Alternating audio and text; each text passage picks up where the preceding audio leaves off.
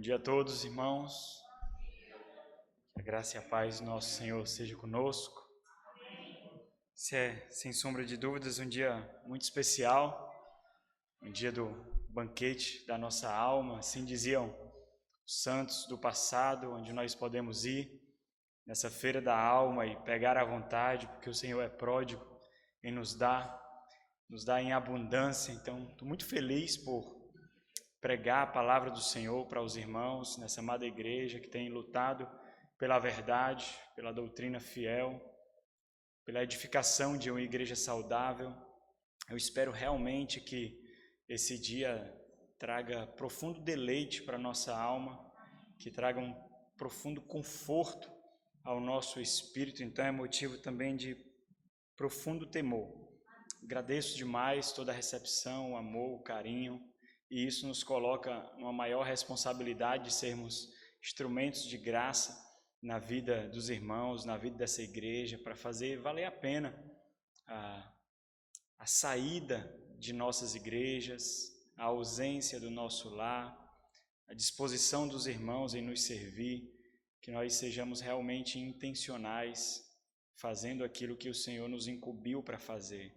Talvez essa seja uma das características mais importantes, que nós nos esquecemos de sermos intencionais naquilo que fazemos, de sermos realmente cristãos onde quer que nós estejamos, e entendendo que quando o Senhor mudou o nosso coração também, os nossos planos foram completamente transformados de tal forma que cada fôlego de vida deve ser dado para Ele, dedicado para Ele, e que nesse dia não seja diferente.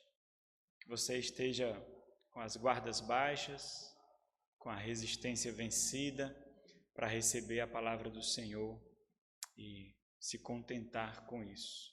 Nós vamos falar hoje sobre o poder de Deus, o Evangelho, o poder de Deus. Não sei se você esteve aqui na primeira oportunidade em que eu estive pregando, mas vai ser uma sequência. Naquele momento, então, eu expus a conversa ou o sermão do Senhor Jesus a Nicodemos, um dos sermões mais importantes, mas também não somente isso. O Senhor Jesus nos oferece um direcionamento pedagógico para a evangelização pessoal e também para o pastoreio mútuo uns dos outros. O Senhor, ao mesmo tempo que nos mostra que o Evangelho ele tem poder para mostrar caminho aos perdidos, tem poder para dar visão aos cegos, tem poder para mudar corações, para subverter vontades, para iluminar mentes, ele também nos mostra como fazer isso. E talvez esse também seja um aspecto que nós nos esquecemos. Não importa ter as melhores ferramentas se nós não sabemos como usar. Não importa sermos os melhores profissionais nos nossos locais de trabalho, você que atua diretamente no mercado de trabalho, se você não sabe exibir isso, que você é bom, que você é profissional, que você tem os recursos necessários para fazer aquilo que o mercado requer. Não adianta ter conhecimento se nós não usamos de forma adequada. Nós simplesmente estaremos desprezando o conhecimento que temos e não reconhecendo a responsabilidade que nós temos. Então o Senhor Jesus, ele não fala ali simplesmente do Evangelho. Ele não mostra simplesmente o poder de Deus, que é o tema da nossa mensagem hoje, mas ele mostra como fazer com que, através de pessoas sem poder, insignificantes, pessoas insuficientes, o poder de Deus haja. Então, ele nos mostra o modo de utilizar. E isso é tão gracioso porque, dependendo de como nós utilizamos ou não, ou esse poder é demonstrado de forma fraca ou deficiente, porque ele nos fez não somente receptáculos disso, mas instrumentos por meio dos quais esse poder vai ser exibido. Nós demonstramos esse poder na nossa vida piedosa, ou não demonstramos poder em vidas deficientes. Nós temos que realmente conhecer, saber o que nós conhecemos. Nós levamos vida, nós levamos um fôlego de outro mundo, nós respiramos outros ares, nós experimentamos outros prazeres, porque simplesmente os prazeres desse mundo não nos satisfazem. E nós precisamos demonstrar isso, nós precisamos exibir o deleite, exibir o contentamento, exibir a satisfação. Então não é somente falar quando nós mostramos caminhos aos perdidos, nós não estamos de forma alguma querendo alimentar o intelecto, a curiosidade, o ego, nós estamos ali pleiteando na eternidade para que corações sejam transformados, para que corações se dobrem diante do Rei dos Reis e Senhor dos Senhores. É isso que nós fazemos. Nós lutamos contra as miríades infernais que atentam contra a obra do Senhor continuamente. Nós temos olhos para enxergar armadilhas que perdidos não enxergam. Nós temos olhos para enxergar sagacidade que perdidos não veem, que cegos não veem. Então a maior responsabilidade está sobre nós. Daí então a paciência redentiva necessária para ser ultrajado inúmeras vezes, para ser enxotado inúmeras vezes, para receber cuspes na cara, porque nós sabemos, nós vemos, nós entendemos, mas os cegos não, os ignorantes não, nós já fomos arrancados dessa prisão. Então o modo como o Senhor Jesus Cristo faz é tão importante quanto o conhecimento que ele utiliza apresentando esse modo. Não adianta, é por isso que pessoas que têm uma profundidade de conhecimento absurda não são tão boas evangelistas como pessoas que sequer fizeram seminários, mas que também nasceram de novo, mas que também foram tocadas, mudadas, transformadas pelo poder de Deus. E aqueles que receberam esse poder, aqueles que receberam esse impacto, sabem falar disso. Afinal de contas, nós fomos transformados, nós sabemos falar disso. Nós sabemos mostrar o que é o Evangelho e como ele nos derriba e como ele nos coloca em crise, mas não uma crise depressiva, ele não nos mata, ele apenas desconstrói as realidades e as estruturas de um mundo caído para edificar-nos uma nova pessoa do mundo por vir. Nós fomos feitos esse instrumento, irmãos.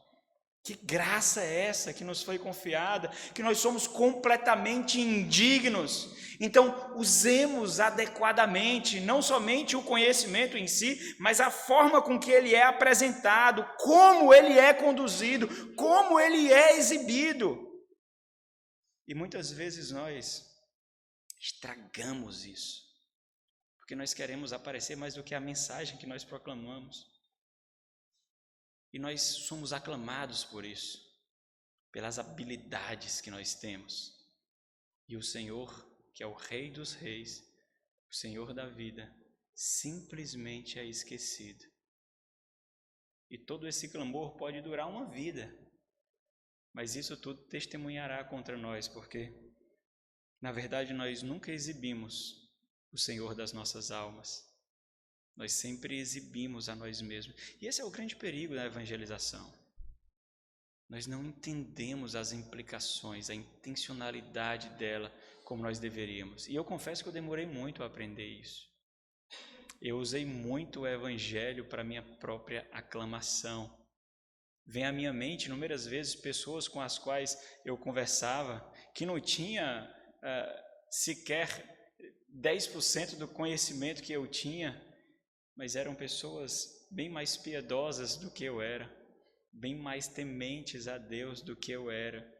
E o Espírito Santo me chicoteou com sua graça, subvertendo a minha vontade, humilhando-me diante da cruz. E aos poucos eu fui entendendo. E teve um recurso mais valioso da face da terra que o Senhor utilizou para isso. E nós ouvimos o sermão de ontem do pastor Ximenes falando sobre isso, a igreja do Senhor. A igreja do Senhor é o prumo da piedade. A igreja do Senhor é o termômetro da nossa santificação. É a igreja do Senhor que endireita a nossa teologia. Nós conhecemos pessoas que não vivem a vida da igreja nas redes sociais sem elas falarem isso. Isso é nítido, nós vemos. Pessoas que ficam com gracejos em discussões fúteis e vãs, que não geram vida, mas que aguçam o intelecto. Eu não sei se você sabe, mas curiosidade é pecado, porque curiosidade alimenta o ego. Conhecimento não é sabedoria, conhecimento não é ter intimidade com Deus. Daí então nós percebemos que ter conhecimento não é suficiente, porque Satanás também o tem. Nós vemos isso num grande debate com o Senhor, e com a sua carne moída interiormente por fome, ele demonstrou a mais pura piedade, no nardo puro que verte do céu, mostrando que o Senhor basta, por mais que as circunstâncias ao nosso redor digam ao contrário. O Senhor basta, o Senhor é suficiente. E a nossa fé, o nosso credo não é moldado pelas circunstâncias, mas é moldado pelo poder que vem do alto. E se esse poder lhe atingir, você entende muito bem o que isso significa. Nós temos um cântico que fala sobre isso. Não olhe as circunstâncias. Não é isso? Nós temos um cântico que fala com isso. Mas nós temos aprendido nessa cultura que é mais fácil falar do que viver, que é mais fácil exibir do que ser. Nós temos aprendido isso. Daí então o rigor da nossa luta ainda mais contundente, para exibirmos fé numa era completamente diluída, volátil, aguada, porque nós iremos prestar contas com o mesmo Senhor que os santos do passado prestaram quando se encontraram com Ele. Então, presta atenção para o modo como você utiliza o conhecimento que tem. Você está sendo exposto a essa conferência, lhe coloca em maior responsabilidade do que você tinha ontem e antes de ontem, porque mais conhecimento do mundo por vir foi confiado a você. O tesouro foi confiado a você, a riqueza eterna está sendo confiado a você, de tal forma que não pode ficar só com você. É absurdo isso, porque nós nos sentimos confortáveis com isso, alimentados com isso, mas existem tantos famintos que também precisam, e talvez você não consiga enxergar a sua fome, porque eles desenvolveram uma prática diabólica de exibir que os manjares desse mundo os satisfazem, mas é mentira, e você sabe disso, você também fingia, você sabe disso. Então, eles não vão pedir socorro audivelmente. Mas se você realmente tiver olhos intencionais, você irá ouvir a sua alma gemendo, suplicando por ajuda. E a resistência é natural. Nós estamos falando de uma morte do novo nascimento, irmãos. A resistência é natural. As agonizações dessa morte são naturais, é óbvio isso. Mas na arrogância do nosso intelecto e do nosso saber, nós julgamos que apenas uma palavra e joelhos se dobrarão. Ora, não foi assim com o nosso Senhor, foi? E nós queremos ser tratados de forma diferente. Daí então as desculpas. Eu não sei se você sabe também, mas timidez é pecado para aquele que usa a timidez para não pregar o evangelho. Porque tudo isso diz respeito ao orgulho. Porque quando você diz que é tímido, você está dizendo que o quê? Você não quer ser ridicularizado, é isso que você está dizendo. Você está dizendo que a sua postura, a sua imagem é mais importante do que o evangelho ser pregado. Então seja chato mesmo, seja ridicularizado mesmo, porque lá na eternidade você falará com aqueles que você foi instrumento para a salvação, e lá ele dirá: obrigado, irmão, obrigado por ter insistido. Obrigado por ter aceitado os meus insultos, os meus cuspes, as minhas rejeições. Obrigado, irmão. De outra forma também, aqueles com quem você convive e você nunca pregou o evangelho, quando estiver agonizando como o alvo da ira de Deus, dirá: ela esteve todos os dias ao meu lado e eu nunca ouvi desse poder que dá vida a mortos, nunca, mas ela estava comigo. E se você tem uma mãe crente, isso vai ser pior. Se você tem mãe descrente, isso vai ser pior. Se você tem filhos descrentes, isso vai ser pior. Se você tem irmãos consanguíneos descrentes, isso vai ser pior. Mas, de alguma forma, esse poder do alto nos atinge e não nos coloca como responsáveis pelos perdidos. Como nós equacionamos isso, irmãos? Porque, falando dessa forma, você está percebendo que o resultado disso é que é ridículo. Mas nós fazemos isso todos os dias. E naquele dia desculpas não importarão. Porque você vai estar diante do perscrutador, daquele de que ninguém consegue se esconder. E os castelos de areia que você construiu virão abaixo. E nada importará, a não ser que você tenha o seu Senhor como seu justificador. Você sabe disso, os perdidos não sabem disso. Se você é perdido, você não sabe disso, mas hoje você saberá. Você, crente, você entende isso. Quem é mais responsável? Aquele que foi dado maior conhecimento. Esse é o mais responsável. Então seja ridicularizado inúmeras vezes.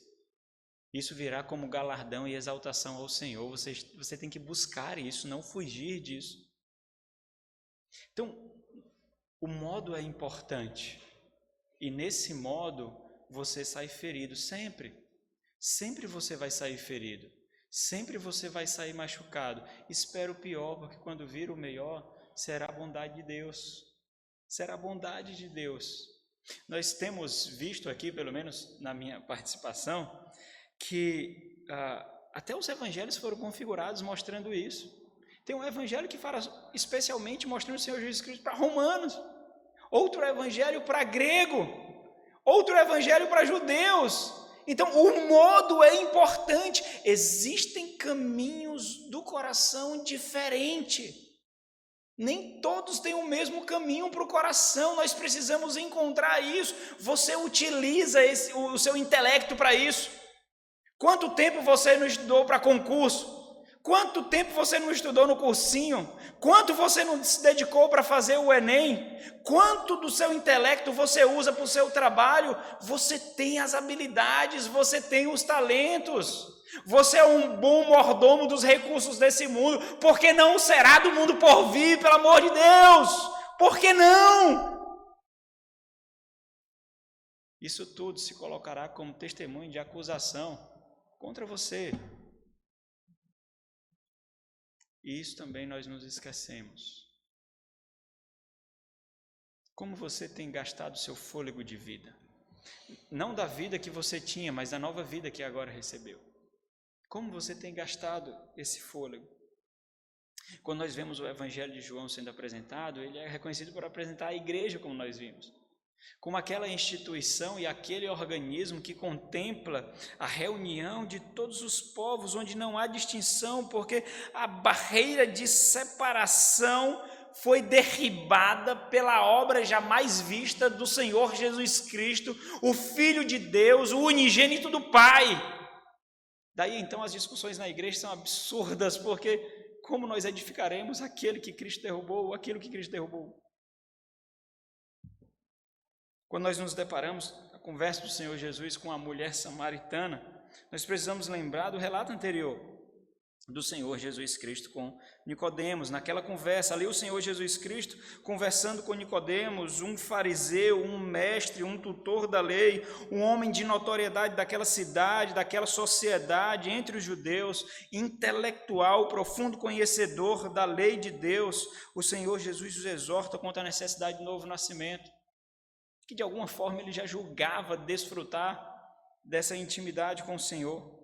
Na verdade, isso era necessário para que ele pudesse ver aquilo que ele julgava ver. Então, embora ele julgasse ver algo, na verdade ele não via. E você sabe disso quando pessoas falam de Deus, mas realmente não conhecem a Deus, falam sobre Ele, mas não tem relacionamento com Ele. Você precisa saber disso.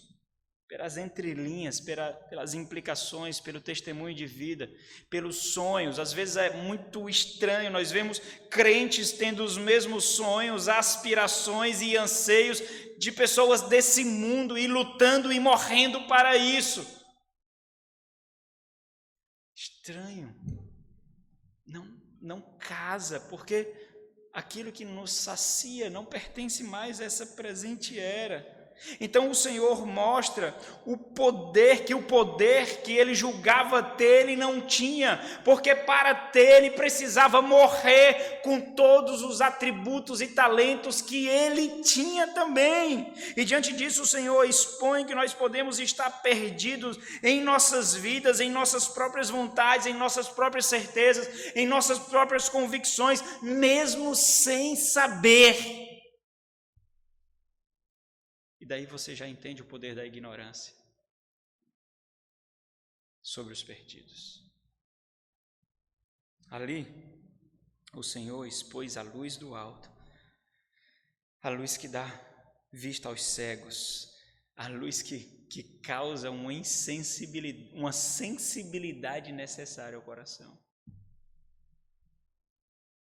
Uma luz capaz de dissipar trevas daqui de baixo. Agora o Senhor está em outra conversa, em outro sermão, também apenas com uma pessoa,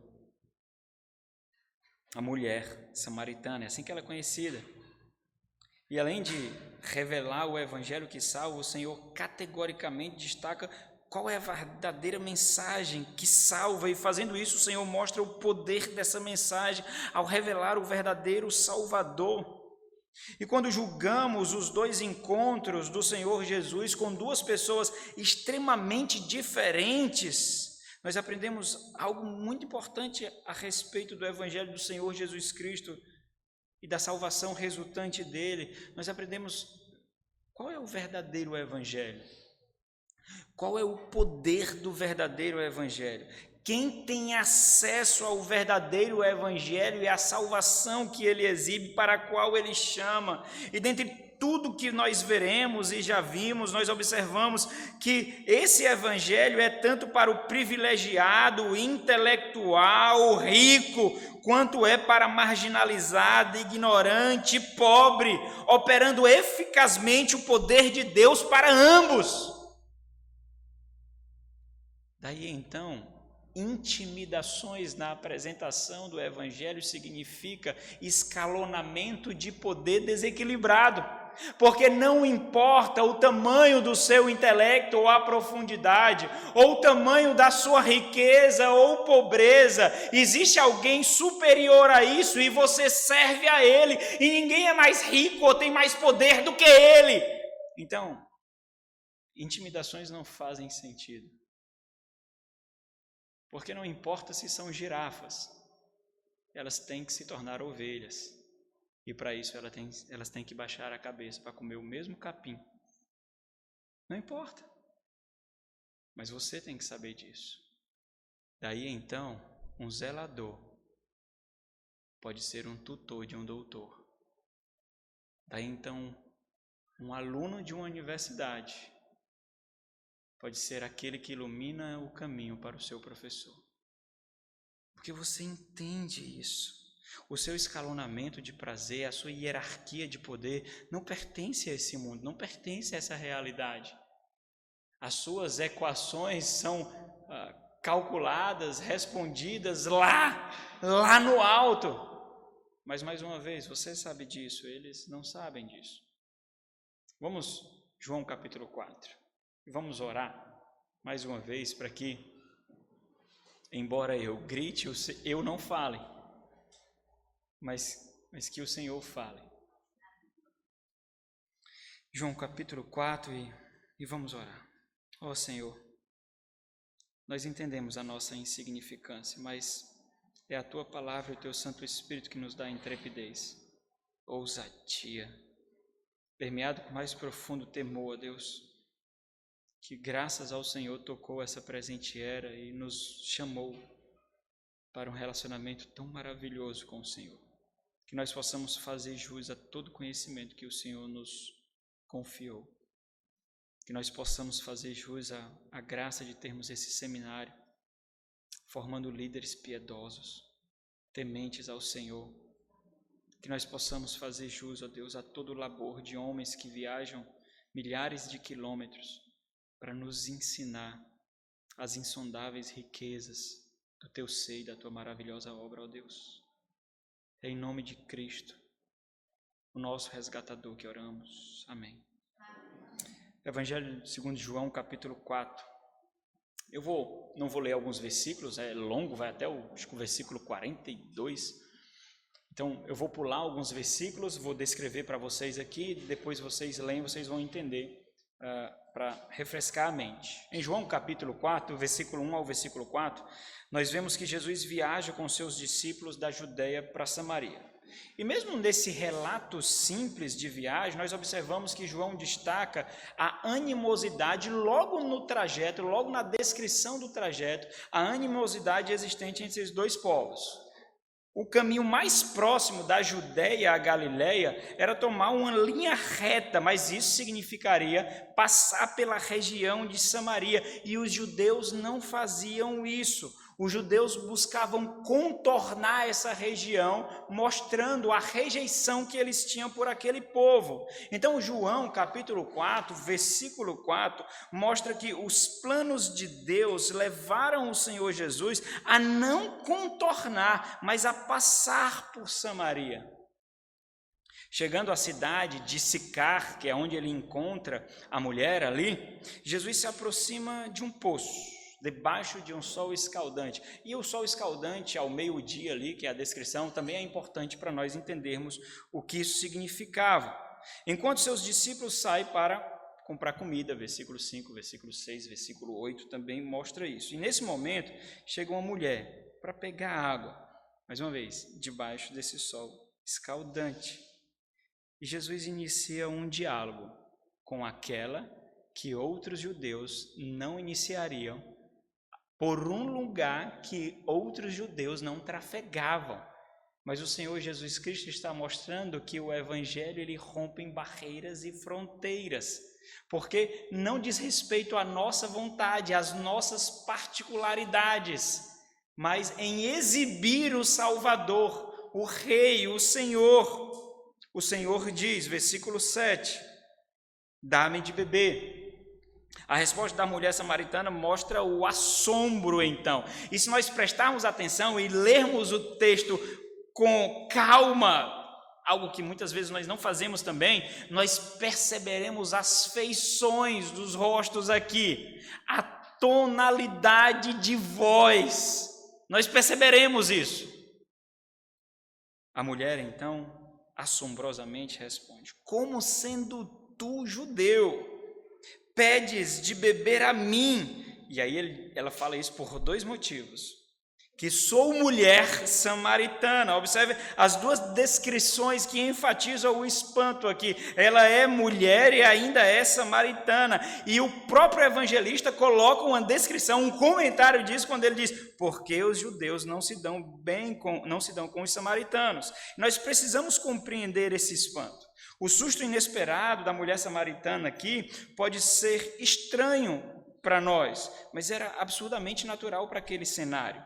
Então, vamos recapitular um pouquinho. Nós temos no final ali do povo de Israel e de toda a monarquia que ele experimentou, nós vemos dois grandes cativeiros do fim. Nós vemos o cativeiro assírio, que foi datado em mais ou menos 722 a.C., e nós temos o cativeiro babilônico. Dentre dos três êxodos da cidade, o último foi datado em 586 a.C. O cativeiro assírio foi destinado à destruição e o desmantelamento do reino do norte, as 10 tribos ali. Nós vemos isso no relato de 1 Reis. E tinha uma característica muito singular nesses cativeiros, nessas capturas. Os povos que capturavam outros povos desmantelavam a identidade deles para que o seu poder fosse enfraquecido. Então, o que é que eles faziam? Eles misturavam os povos de outras culturas, de outras religiões, de outros costumes, para que a identidade dessas pessoas fossem desmanteladas. E aí, então, essa mistura fazia com que essas pessoas contraíssem casamentos e adotassem os seus deuses, os seus ídolos, e mudassem completamente o seu culto, a sua devoção, a sua religião. E assim os assírios fizeram. Daí então a sujeira e corrupção do reino do norte, cuja capital era Samaria. Quando nós vamos observar o cativeiro babilônico, que foi destinado às 3 tribos que restaram, nós observamos isso reconhecido como Reino do Sul, cuja capital é Jerusalém. E depois de passarem 70 anos ali no cativeiro, nós vemos o retorno sobre o escrutínio, o direcionamento de Esdras e Neemias para a reconstrução da cidade e do templo e para o resgate da lei. Alguns retornaram, o remanescente do Senhor retornou ali, mas eles perceberam que o povo do Reino do Norte ficou completamente descaracterizado, não somente com práticas religiosas, não somente com o culto, mas também com porções da revelação de Deus que eles não tiveram acesso. Daí então a ignorância que deformou ainda mais o seu culto, porque lhe faltou conhecimento, lhe faltou revelação. Daí então o povo de Samaria não gostou de ser descartado por aquele povo que retornou e reconstruiu o templo e construiu o seu próprio templo rival, mais ou menos 400 anos antes de Cristo, lá no Monte Gerizim, que foi destruído no século II, também antes de Cristo, pelo governador da Judéia. Mas isso fez com que a divisão ficasse ainda mais acirrada. Então entenda que circunstâncias acontecem para erigir barreiras, erigir fronteiras, erigir muros. Cegos não veem ainda mais quando existem muros diante de si. É uma fronteira ainda maior, o acesso se torna ainda mais difícil. Também, e mais um grau de dificuldade, também ali estava uma mulher, mas não uma qualquer mulher, muito diferente de Nicodemos. Era uma mulher desprezada pela sociedade, repudiada pelas demais, era uma mulher marginalizada, era uma mulher cuja sociedade não via valor. Então, pessoas que comumente se consideram mártires da sociedade, pessoas que comumente o seu tom de voz natural é a murmuração, é a autocomiseração, é um caráter depressivo. E o fato dessa mulher sair em busca d'água ao meio-dia mostra que ela era rejeitada não somente pela população, mas especialmente pelas demais mulheres. Era característico que as mulheres fizessem esse trabalho de pegar água ali. Além do próprio fato dela nunca ser chamada pelo nome, é a mulher samaritana, é alguém que não tem identidade. Mas aí está o poder de Deus no Evangelho, porque o Evangelho dá identidade, não a nossa identidade, não é a identidade que o mundo requer, não é a identidade que a sociedade requer, mas a identidade de Cristo. A identidade de outro mundo, um novo nome, uma nova natureza, uma nova mente, novos olhos, um novo coração. Nós somos instrumentos para isso, irmãos. Nós. Quantos pecados você cometeu hoje? Quantos pecados você está cometendo agora, na sua mente, agora? Quantos pecados você cometeu ontem? Você é instrumento para isso. Um pecador, instrumento para a vida. Um pecador, instrumento para o perdão, instrumento para a redenção. Um pecador que não deixa de pecar. Essa é a graça. Essa é a graça. Estava ali uma mulher desconhecida, insignificante, sem valor. Não era um discípulo que estava conversando com ela. Era o Rei dos Reis. Era o Senhor do reino. Era o Senhor da vida. O Senhor sabe do que ela precisa. Embora toda a sociedade a desprezasse, o Senhor sabe do que ela precisa.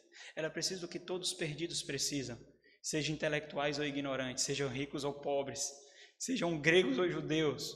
Ela sabe, o Senhor Jesus sabe. Normalmente as mulheres saem, então, mas o fato, para pegar água, mas o fato de mostrar ali que ela saiu nesse período, no sol escaldante, é gritante, porque geralmente as mulheres saíam para pegar ou no início do dia ou no final do dia, quando o sol estava mais ameno, mas esse não é o fato. Então, essa mulher era desprezada entre as demais e o Senhor Jesus ignora completamente essas barreiras.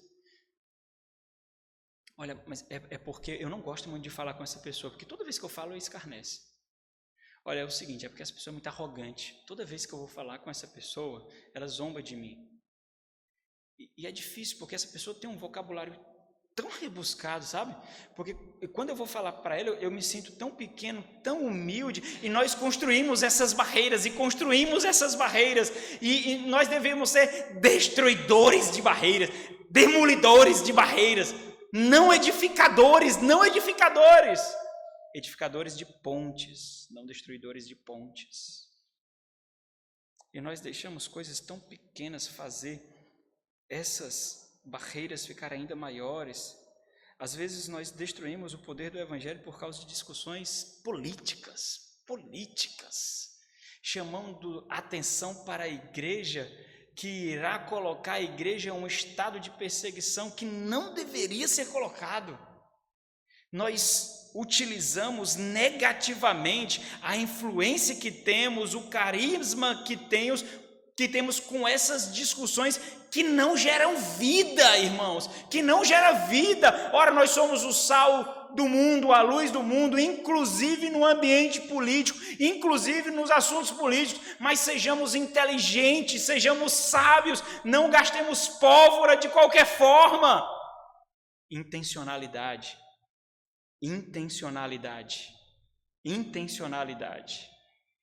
Os nossos recursos são poucos, o nosso tempo é breve. Intencionalidades. Nós não atiramos com metralhadoras, nós somos snipers, nós somos atiradores de elites. Nós observamos, ponderamos, calculamos a velocidade do vento, observamos a distância e atiramos. Como jogadores de xadrez, nós calculamos quais são os possíveis movimentos que serão executados e já pensamos nas possíveis respostas que podemos dar. É assim que nós fazemos, porque nós estamos lidando com vidas, nós estamos lidando com o destino eterno de almas. Nós não estamos manufaturando um produto, nós não estamos tecendo um tapete. Vidas, nós estamos tecendo para a eternidade. Eles podem não saber, mas nós não temos esse privilégio. Nós não temos mais o privilégio, entenda o que eu estou falando, o privilégio da ignorância que dá paz a cegos. Porque nós vemos. Nós não temos mais esse privilégio de ter uma paz que não inquire, que não questiona, que não fica incomodado, porque nos foi revelado que esse mundo não é o nosso, que essa não é a nossa pátria. E como forasteiros, nós não seremos bem recebidos, porque esse não é o nosso habitat natural, essa não é a nossa nação. É fácil perceber isso. Nós olhamos para pessoas ao nosso redor e elas não brilham. Elas simplesmente não brilham. Elas tropeçam, elas caem, elas batem em paredes, elas batem em barreiras, porque elas não veem. Elas não têm os mesmos anseios, as mesmas características, as mesmas convicções, e é estranho para nós, é absurdo para nós simplesmente não entendemos isso. Daí então a nossa responsabilidade. Então o Senhor observa não somente o poder, mas Ele exemplifica aqui esse poder. O que essa mensagem e ação faz na vida do ser humano, que ela é capaz de fazer, é justamente isso que o Senhor vai destacar agora, que mesmo diante da barreira que ela mesma fez questão de destacar, fez questão de ressaltar, Jesus a confronta, mas, lembra se você esteve aqui na conversa do Senhor com Nicodemos, o Senhor não taca logo uma punhalada, o Senhor não derriba de cara, o Senhor prepara o terreno, e nesse momento Ele gentilmente a confronta. Gentilmente. Olha o versículo 10. Replicou-lhe Jesus: se conheceras. E aqui é importante, porque a ignorância é uma prisão. O ponto aqui, existe vários tipos de conhecimento nas Sagradas Escrituras. Existe conhecimento que depende de discernimento, ou seja, existe algo que está exposto, mas não é discernido, não é observado. Existe o conhecimento que descreve sabedoria, existe o conhecimento que descreve intimidade pactual, muito característico no Antigo Testamento, na língua hebraica, um relacionamento pactual com Deus. Existe um conhecimento que fala de intimidade, não somente conjugal, mas com o próprio Senhor. Mas esse conhecimento aqui é o mais simples, é conhecimento por falta de informação mesmo. Ela não tinha a revelação que os judeus tiveram, por exemplo. Ela não tinha a revelação do alto que o Senhor Jesus estava mostrando, por isso que ela não conhece. Mas ela vai julgar, conhecer, assim como Nicodemos, quando ela descreve um pouquinho da teologia dela, da doutrina do povo samaritano, e o Senhor corrige aí. Aí o Senhor diz: se conheceras o dom de Deus, e quem é que te pede, quem fala contigo, dá-me de beber. E observa que é importante esse dar-me de beber, porque o Senhor não quer água, o Senhor quer iniciar um relacionamento aqui. O Senhor quer iniciar um envolvimento aqui, não é simplesmente água. Daí então nós entendemos que nós precisamos mudar as nossas rotinas por causa da intencionalidade da nossa vida, para criar um ambiente, para fomentar oportunidades, para apresentar o Evangelho. O seu querer não importa mais, o que você gosta já não mais importa, é o que Ele quer, é o que Ele espera. Dá-me de beber. Tu lhe pedirias. A ideia de que pediria era justamente fortalecido pelo conhecimento. Por que ela não sente a necessidade de urgência de pedir? Por causa da ignorância, que é uma prisão e que é cegueira. Mas se fosse iluminado a ela pelo conhecimento, ela fosse removida dessa ignorância, e aí realça o que é pedir aqui. Pedir significa correr urgentemente para algo. Fruto de quê? Conhecimento. Qual conhecimento? Esse que você tem. Esse conhecimento que você tem. Olha o que está dizendo aqui. Que o conhecimento que nós temos, que é o conhecimento que Cristo veio, que veio apresentar, é capaz de inclinar corações para necessidades que antes não eram observadas. É isso que ele está dizendo. É capaz de criar ansiedades, desejos, necessidades. O conhecimento que você tem e que talvez muitos desprezam. Mais um dia do Senhor, mais uma exposição daquela série, mais 2 cânticos, uma leitura, outro cântico, outra leitura, o sermão. É esse conhecimento, sim. É essa ordinariedade que nos mostra a estabilidade do mundo por vir, nesse mundo instável. O mundo pode ruir. Nós sabemos qual é a nossa liturgia. Nós sabemos da nossa organização.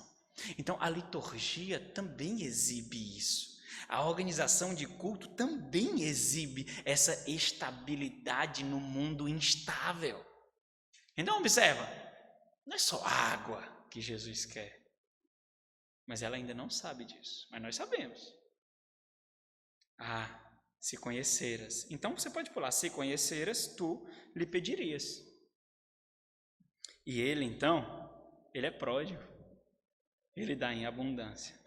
Porque o pedir aqui é resultante de conhecer. E o conhecer é resultante da revelação. Por isso ele daria em abundância. Não a água que esse mundo dá. Porque esse mundo já dá, ele vai desenvolver. Mas a água de outro mundo. A água da vida. A água que ninguém mais pode dar. Então, você também tem um poço dessa água. Um poço com essa água. Você tem. E você é um instrumento para dar essa água. Observe que o Senhor Jesus está fazendo aqui é importante. E é importante também para a apresentação do Evangelho, porque quando nós apresentamos o Evangelho preparando corações, é muito diferente de não desenvolvermos relacionamento com ninguém, dizemos assim, vamos à igreja, vai ter uma conferência na igreja, vamos à igreja, vamos. Eu evangelizei hoje eu evangelizei. Hoje eu já fiz a minha parte, eu evangelizei. A pessoa não convida. Agora, observa como é interessante. Quando você desenvolve relacionamento com alguém com intencionalidade de ganhar o coração. Você vê pessoas, por exemplo, passando necessidade e de repente você chega lá com a cesta básica. Você vê uma pessoa que está passando dificuldades e você vê talvez contas amontoando na sua caixinha de correio e você diz assim, você pega uma dessas contas, paga uma água, paga uma luz, bota lá com comprovante. Você fica, que é isso, rapaz? O que está acontecendo? Alguma coisa está acontecendo. Você observa aquela pessoa com um bebezinho e com dificuldades, e você pensa logo, olha, fraldas são muito caras. E você chega essa pessoa para vamos tomar um café aqui em casa? Porque uma das coisas que as necessidades fazem é nos encurralar na solidão. E não somente exterior, nos encurralar da solidão interior. Porque nós vemos tantas pessoas vivendo em abundância e exibindo a abundância, que nós nos tornamos autodepreciativos e nos encurralamos ainda mais. E você precisa saber disso. E você chama essa pessoa para tomar um café na sua casa. E tomando um café na sua casa, você expõe vários pacotes de fralda lá. Você pode ter dinheiro e pode não ter dinheiro. O Senhor irá multiplicar quando você faz para o reino. Você tem que saber disso. Não é ter disposição. Então não pense aqui que você não tem condições. Não pense aqui que você não tem tanto recurso. É disposição. Lembra da viuvinha lá? Lembra da viuvinha, porque um pacote de fralda para quem muito tem não significa nada, mas para quem pouco, tem pouco, tem. Isso aqui é para você. Mas antes de dar, eu queria ter um tempo com você. Eu queria apreciar a sua amizade, queria tomar um café de você. Percebi que nós somos vizinhos, nós não nos conhecemos. E eu queria lhe conhecer de fato. Vamos tomar um café. E depois você dá essas fraldas para essa pessoa. Agora convida para a conferência. Depois disso. Convida. Ela pode não gostar de Deus, ela pode não gostar do Evangelho. O pastor leu o quê? Provar e vede. Eu vou por consideração. E ali a palavra irá perfurar o seu coração, dobrar os seus joelhos. E ali você solta o leão e o leão age. Que é o Evangelho. Provai e vede. Provai e vede. Agora, do nada, rapaz. Do nada. Você solta palavras que não geram nem relacionamentos, quanto mais gerar vidas. Você está ocupado demais buscando se saciar dos banquetes desse mundo. E quer ser instrumento de vida, será nada, morta, é isso que nós somos,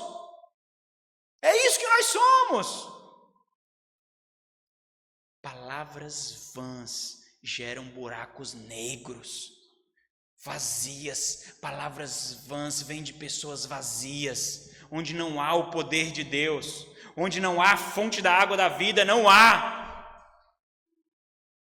Nós simplesmente falamos. porque nós estamos acostumados a tomar ansiolíticos. Olha, hoje eu li um capítulo da Bíblia, uma coisa maravilhosa, cumpri minha meta, agora eu posso me alimentar com o mundo. Vem Netflix, vem HBO, vem! Porque eu já li um capítulo, e eu já orei no almoço, e eu vou orar antes de dormir. Pronto, Senhor, piedoso eu sou, piedoso. Sério, irmãos, o que foi necessário para nos dar vida? Nós olhamos a história do povo de Deus no Antigo Testamento e eles não tiveram o que nós temos, uma nova mente, um novo coração, não foram lavados pelo Espírito, por isso caíram. Na nova aliança ia ser completamente diferente. O Senhor garantiu que Ele iria dar o que Ele requeria. E se você tem um novo coração, você é completamente dele, porque a sensibilidade desse novo coração não é para esse mundo, mas é para Ele.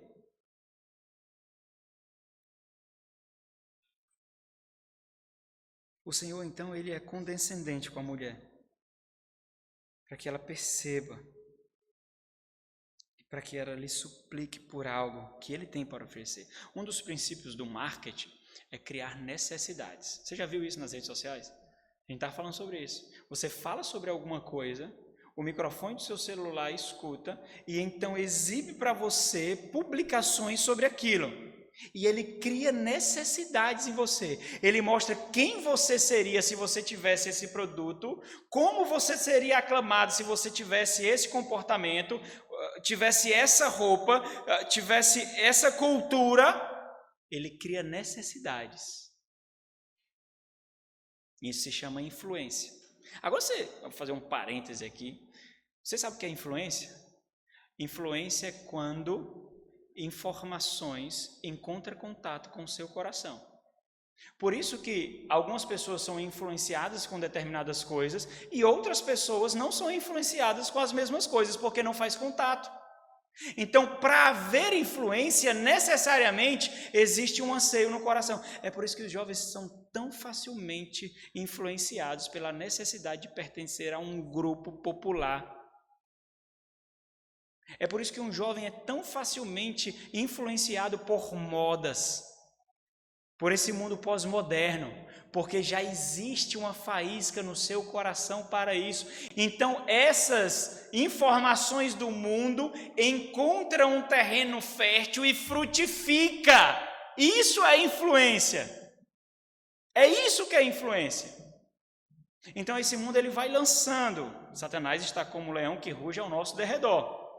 Então ele vai lançando informações, vai lançando, até encontrar uma que faz contato. Pronto, é aqui. Ele não é onisciente, fez contato. Pronto. E aí ele vai agir nisso. Agir nisso. Isso aí.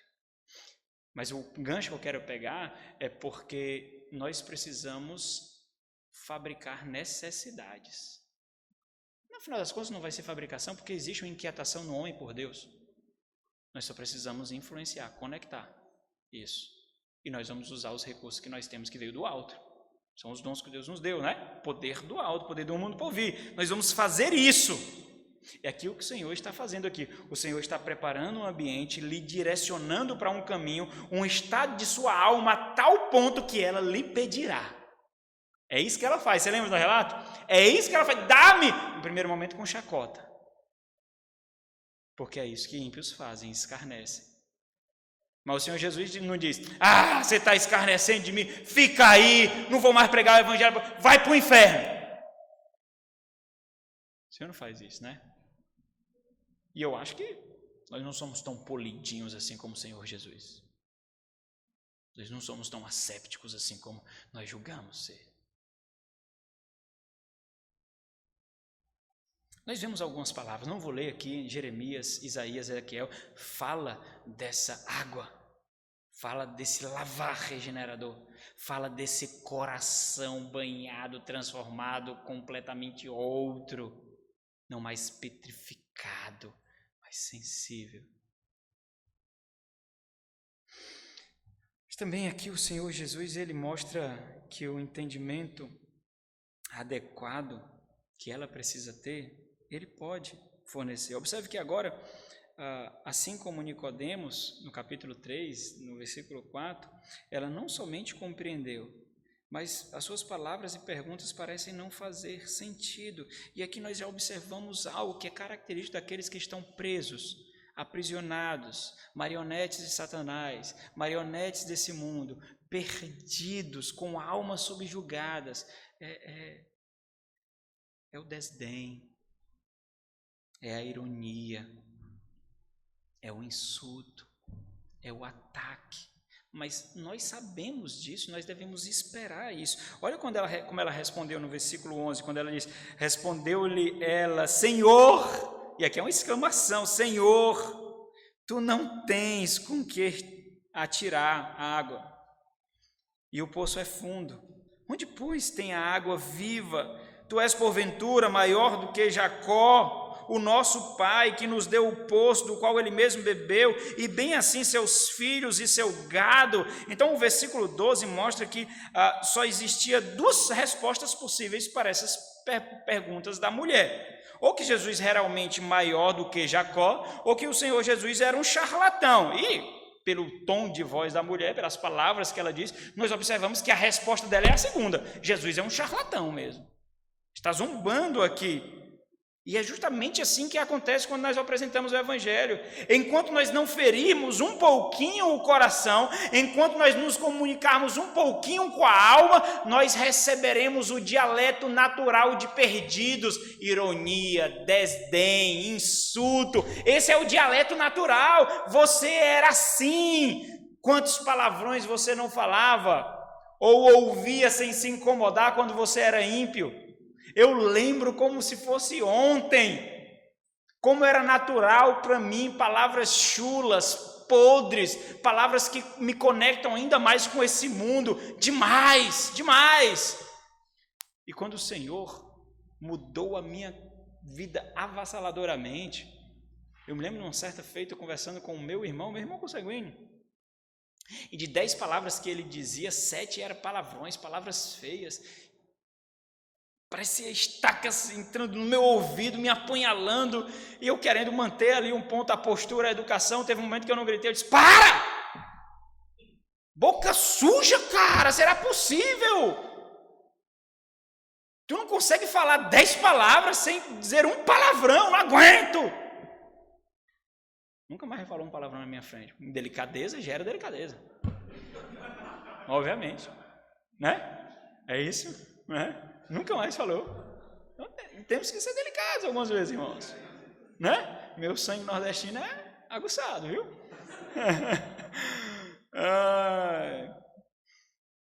Mas é isso que acontece. Então espere insultos.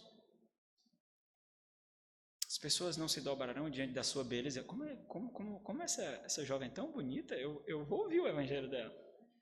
Olha como esse jovem tem um porte físico tão atlético, eu vou ouvir o evangelho. Não, espere insultos, ironias. O Senhor Jesus não repeliu? Não, ele entendeu qual ferramenta utilizar. Opa, agora eu preciso usar outra ferramenta, eu sou um cirurgião, eu preciso operar essa alma, e para isso irei utilizar outra ferramenta diante do que ela está me mostrando. E o Senhor nos deu intelecto para isso. Nós precisamos entender o ambiente que nós estamos para poder saber como cavar. Aqui eu preciso de uma pá, ali é já uma enxada. Então o Senhor nos deu. É isso que nós fazemos. Então, versículo 13 e 14, ele mostra aquela mulher que só existe um único poço capaz de realmente saciar. E isso aqui também é importante. Por quê? Porque, na verdade, ela estava buscando saciar inquietações terrenas. E o ponto do Senhor Jesus mostra que não adianta ter o pão desse mundo se não tiver o maná que vem do céu. Porque você continuará tendo fome. Quando nós buscamos o nosso contentamento, o nosso prazer com sexo, com pornografia, com notoriedade social, das mídias sociais, com poder acadêmico, com visibilidade profissional, nós estamos criando uma armadilha gigantesca para nós, irmãos. Porque nós estamos criando coisas que nos autoafirmem, que necessita do nosso poder. Quando você envelhecer, quando você não puder mais dar o combustível para movimentar essa máquina, essas coisas vão lhe rejeitar. Você será um aposentado fraco, cujas forças foram drenadas. E você edificou uma vida todinha para a solidão. Vocês já foram para velório de pessoas que viveram assim? Eu já fui para velório cuja quantidade de pessoas não era o suficiente para carregar o caixão. Não tem quem chore por você. Você não teve filhos porque pensou demais em si mesmo. Você não teve filhos, você não se casou porque ainda tinha que conquistar a sua casa própria, porque ainda tinha que passar no concurso, porque ainda tinha que conseguir recursos para dar uma vida digna à sua família. O que é dignidade, então? O que é dignidade para você? É aquilo que lhe conecta mais com esse mundo, com os valores desse mundo? Isso é dignidade, pois será corroída, como a sua carne que um dia apodrecerá. Isso é dignidade? Isso não é dignidade. Isso são instrumentos para a perdição do seu próprio cônjuge, do seu próprio filho. Você está criando obstáculos para ganhar a alma do seu próprio cônjuge, do seu próprio filho. E você é culpado disso. Você tem que entender isso. Você é culpado disso. Porque você cria anseios que não deveriam criar. O pastor Josué aqui falou perfeitamente bem. Nós criamos prazeres, nós criamos desejo. O meu filho não gosta disso, pois gostará. Eu adotei 2 crianças, pela graça de Deus, o Vitor e a Valesca. Eles chegaram em casa, o Vitor tinha 7 anos, a Valesca tinha 8 anos de idade. E tinha uma regra lá em casa: se disser que não gosta, aí que come. Come tudo! E ainda eu digo assim: tá bom? Tá, pai! Pois tomar um pouquinho. Então, quando eu estou em alguma festa da igreja, algum momento da igreja, meu filho diz: e aí, Vitinho, quer? Ficou difícil. Se ele disser que não quer, eu dou. Se ele disser que quer, eu dou. Né? Temos que criar macho, homens, que vencerão dragões e gigantes, não frescos, não moleques. A gente trata criança como débil, como deficiente, não serão homens. Homem tem que ser criado como homem, mulher ser criado como mulher.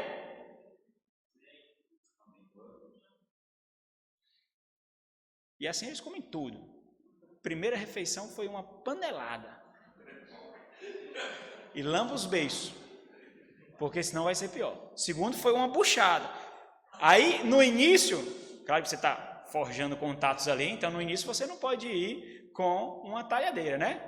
Então, devagarzinho, eu fui vendo o que eles não gostavam. Pronto, vai ter uma semana que eu vou preparar só essas refeições com a esposa aqui. Mas eu vou esperar um pouquinho, né? Óbvio, esperar, claro. Tem que criar um contexto de autoridade, porque senão será opressão, né? Até eles perceberem que pais não oprimem, ensinam. Assim que como para esposas não há imposição, a submissão é diferente. Ah, o meu marido está me impondo. Não, ele está sendo líder. Não é imposição, é submissão. Ele está falando a palavra errada aí. Então, mas eles precisavam criar um ambiente para isso. Então, criei esse ambiente. Aí chegou um dia, coloquei aquilo que ele não queria no almoço. Ó, meu filho, vou fazendo aquela careta assim, coma. Aí comeu, já entendeu como era o ar nordestino, né? Aí comeu. E aí, pai, é gostoso, né? Eu, filhão, gostoso. Nós criamos gostos, nós criamos isso. Agora aplica isso às suas amizades. Por que você é influenciada por ímpios? É o contrário, você tem poder e ele não. É você que tem poder. Por que você tem que ser aceito por eles? É o contrário. É o contrário. Eles têm que se dobrar diante daquele que traz vida, para que então você o levante diferente. É contrário. Olha o versículo 13 e 14 aqui. Afirmou-lhe Jesus: quem beber desta água tornará a ter sede. Então, se você tenta buscar prazer no dinheiro, você nunca irá se saciar. Se você tenta buscar prazer no seu corpo, olha como eu sou lindo, perfeito. As pessoas colocam vários coraçõezinhos, likes. As pessoas visualizam o meu stories. Eu estou falando de mim mesmo. As pessoas fazem isso, olha. Mas um dia você vai ver as peancas. Chama de peanca aqui? Tudo caindo. Você não vai conseguir reter. O tempo é cruel. Não vai. E aqui esse grande castelo de areia virá abaixo. Se você tem prazeres nisso, isso será removido de você. Você bebe. Sabe quando você bebe água normal? Você se satisfaz naquele momento, não é? Mas você volta a ter sede. É isso que o Senhor está fazendo. Olha a linguagem que o Senhor Jesus Cristo utiliza. É uma linguagem difícil ou é fácil? Quem é que não bebe água, irmãos? Ela estava ali. Jesus Cristo não quer impressionar o intelecto. Jesus Cristo quer comunicar com a alma, quer acessar o coração. E aos poucos, olha o que ele está fazendo. Quando ele dá o checkmate lá na frente, como fez com Nicodemos, ele vai encurralar. Mas até lá, o Senhor Jesus não empurra, ele vai levando. Vai levando. Mas ele sabe para onde está levando. Intencionalidade. Ele não é influenciado, ele está influenciando aqui. Então, se influenciar significar ser derribado, ser cuspido, ser ironizado, não é o problema, contanto que você saiba utilizar isso. Você sabe utilizar isso. Existem alguns irmãos na igreja que confundiram humildade com fraqueza na liderança. E eu tive que chegar para eles algumas vezes e dizer assim: não confunda, irmãos. Eu sou muito acessível, mas não confunda a humildade com fraqueza. Se você fizer essa confusão, você vai perder mais do que ganhar. Embora você ache que é superior ao líder dessa igreja na condução dessa igreja. Muito cuidado. Não confunda. Então nós temos que saber como conduzir. Nós temos que saber como conduzir. Não importa quais golpes nós levemos, contanto que nós saibamos utilizar adequadamente.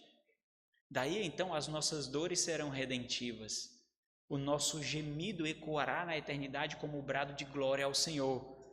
E não como um desejo de exaltação do seu próprio ego. Eu não posso sofrer, eu não posso ficar enfermo, eu não posso ficar doente. Não é o contrário. Glória a Deus, seja no leito de hospital, seja no chão, seja em qualquer lugar. É glória a Deus, é glória a Deus, é glória a Deus. Caso contrário, eu irei desprezar as lágrimas que vertem do meu rosto. E eu não posso, não posso. Vou pular algumas coisas aqui, né? Versículo 15.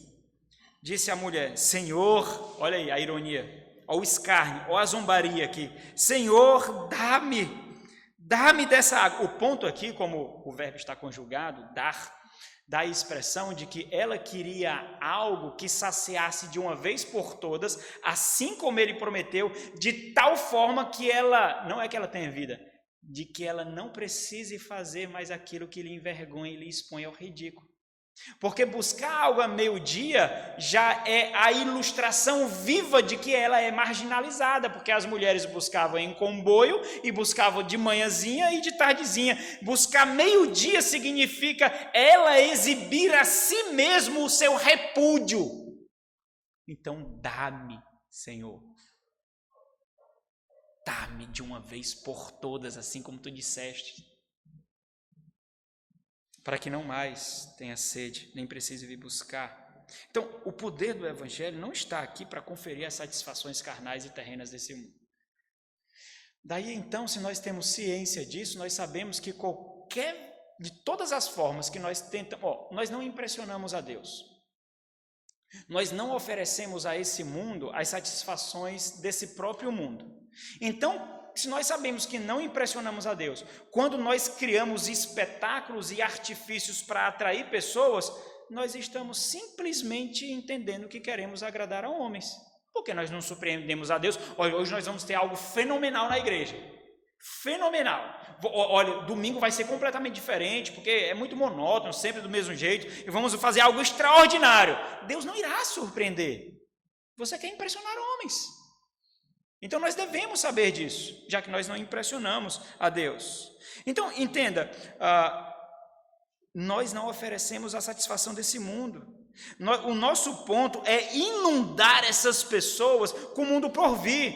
E nós inundamos lançando essa água, por mais que eles não entendam o que nós estamos lançando, porque desde o momento que o Senhor se aproximou, na verdade mudou a direção do caminho e direcionou as mesmas palavras, o Senhor sabia o que Ele queria e como Ele conduziria, o propósito, intencionalidade. O Senhor lançou água, até aquela terra árida, cheia de trincaduras, mostrar os primeiros peixinhos escondidos. Aqui vocês têm o peixe da chuva.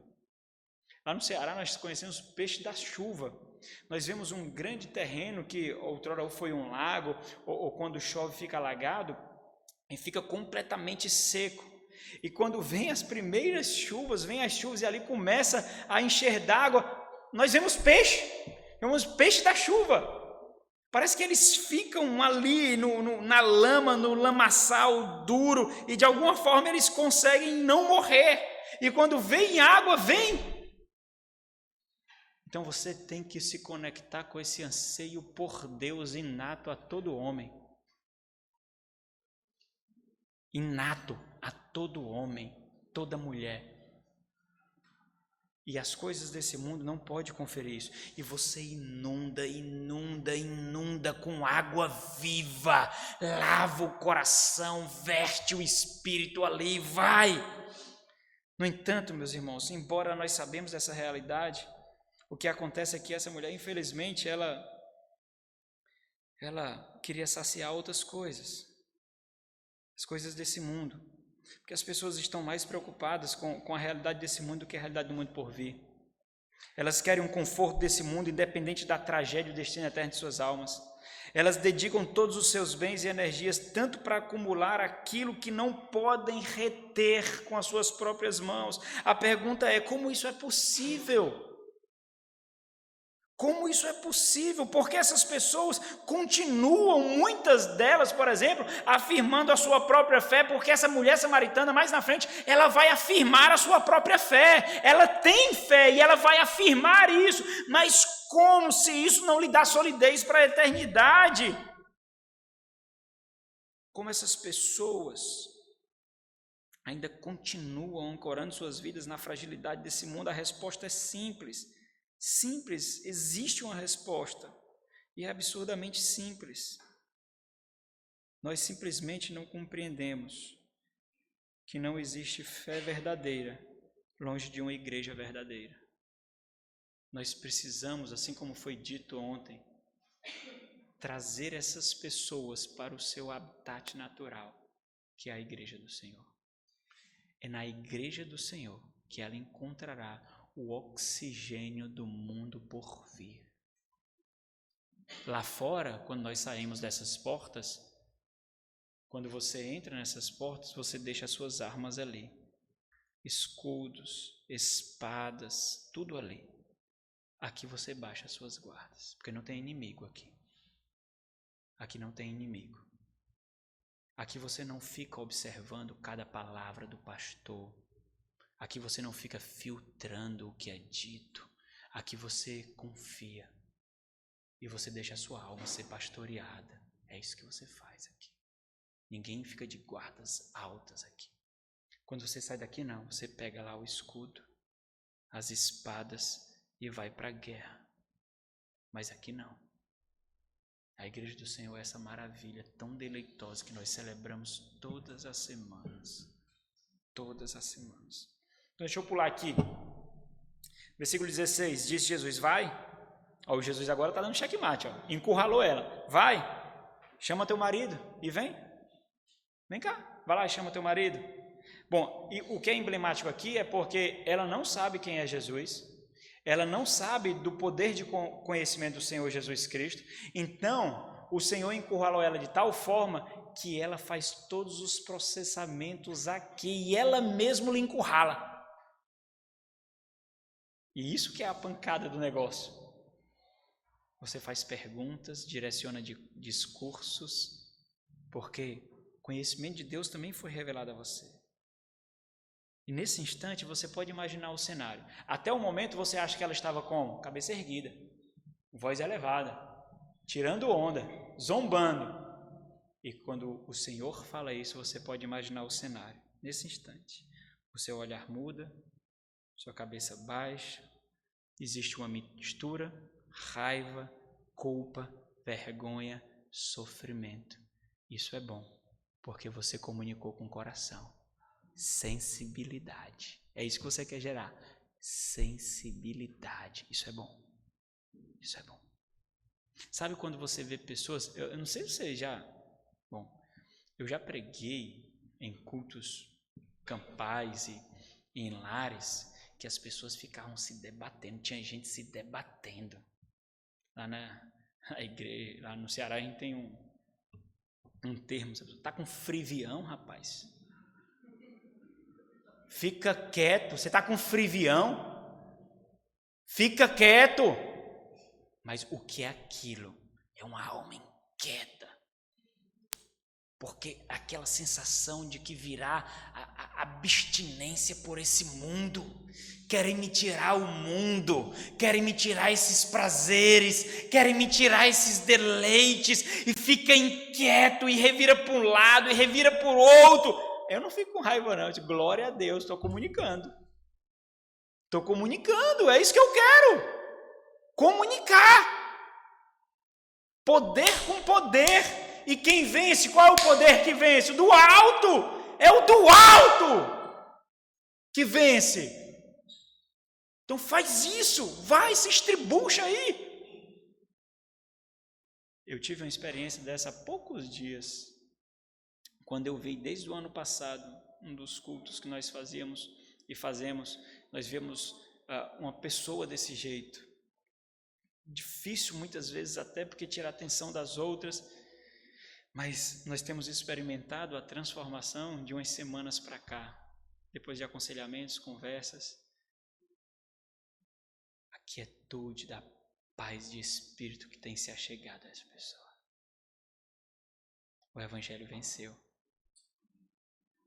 O Evangelho venceu. E foi o Evangelho, irmãos. Quando ela diz, não tenho marido.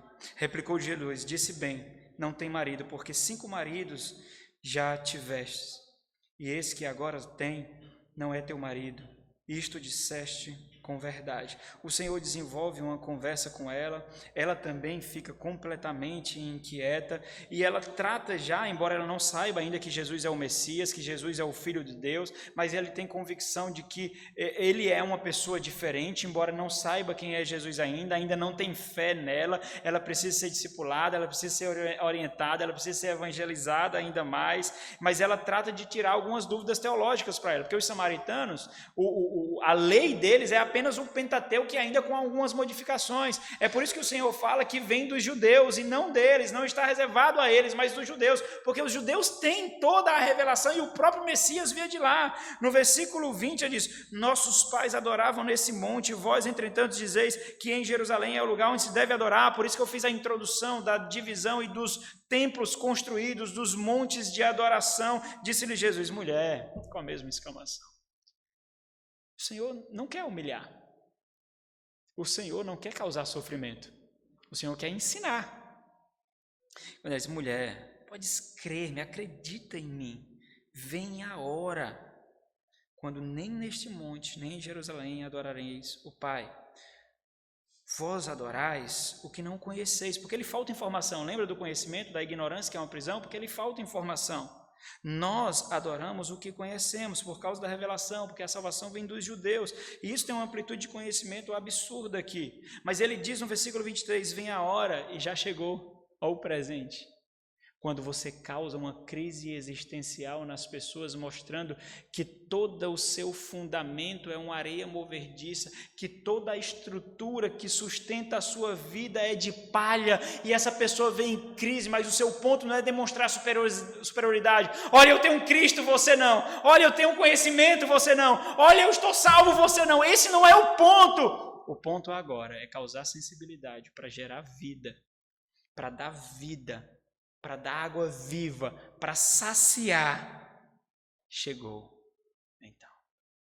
Imagina quanto tempo essas inquietações estavam aqui encravadas, mas um dos mecanismos de defesa, e por isso não descarte tão rápido a rudeza de pessoas, porque a rudeza muitas vezes é um mecanismo de defesa. Pessoas que foram tão chicoteadas pela sociedade, tão chicoteadas por aquelas pessoas ao nosso redor, pessoas que foram tão machucadas, e muitas vezes ela só tem uma opção, porque se ela não encaliçar e não engrossar para sustentar as imposições dessa vida, ela vai morrer.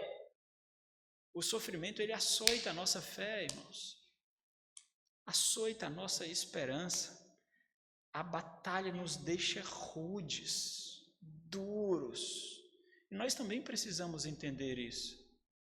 Nós precisamos, mas vem a hora e já chegou em que os verdadeiros adoradores adorarão o Pai em espírito e em verdade. Aqueles cujo poder transformador do Evangelho irá operar, porque são estes que o Pai procura, verdadeiros adoradores. Deus é Espírito, e Ele então já nos mostra o que significa esses verdadeiros adoradores. Deus é Espírito, e importa que os seus adoradores os adorem em Espírito e em verdade. Aqui, adorar em Espírito significa pelo poder do Espírito, pela direção do Espírito, pela iluminação do Espírito, e em verdade, por causa dessa transformação realizada pelo conhecimento de Deus, da graça do Evangelho de nosso Senhor Jesus Cristo. É esses, não em Jerusalém, não em Gerizim, mas em espírito e em verdade. Ninguém retém a Deus. Ninguém retém a Deus.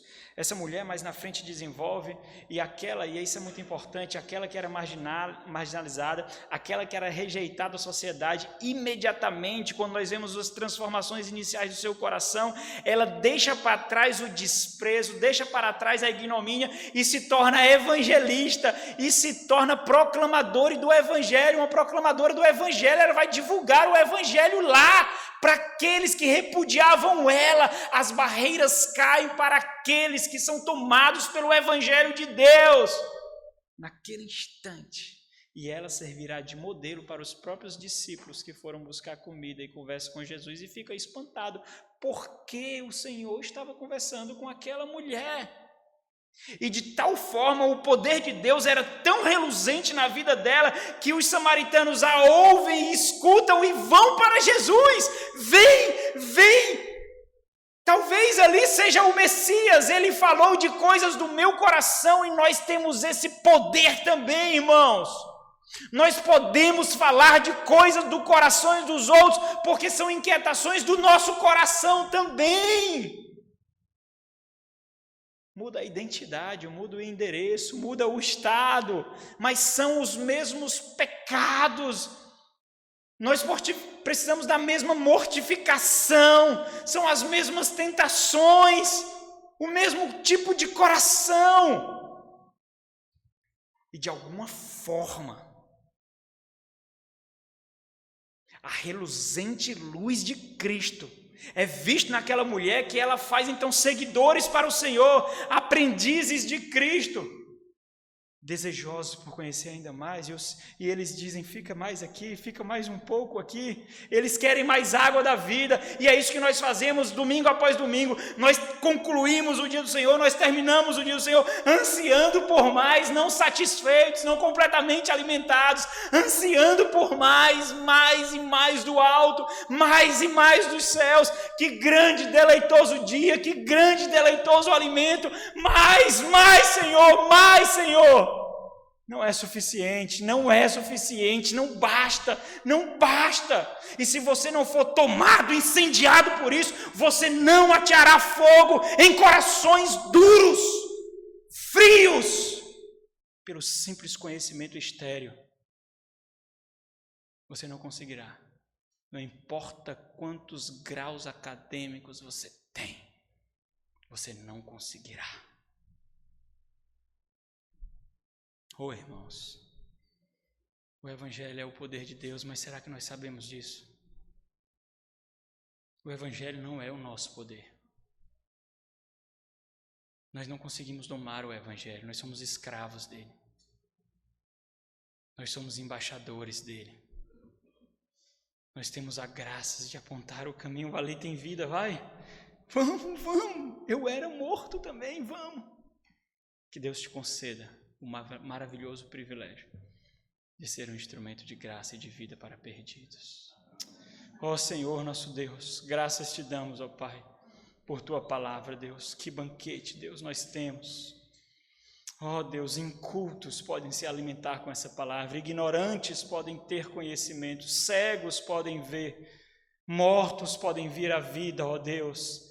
Ah, Deus, faz a tua obra maravilhosa no nosso meio, ó Deus. Usa pecadores indignos e suficientes, que nós possamos mostrar as nossas mãos continuamente, nada apresentando o Senhor, para que seja claro que o Senhor realiza tudo, ó Deus. A obra é operada pelo Senhor, no poder do Espírito Santo de Deus, para a exaltação de Cristo Jesus, o nosso Rei, Deus.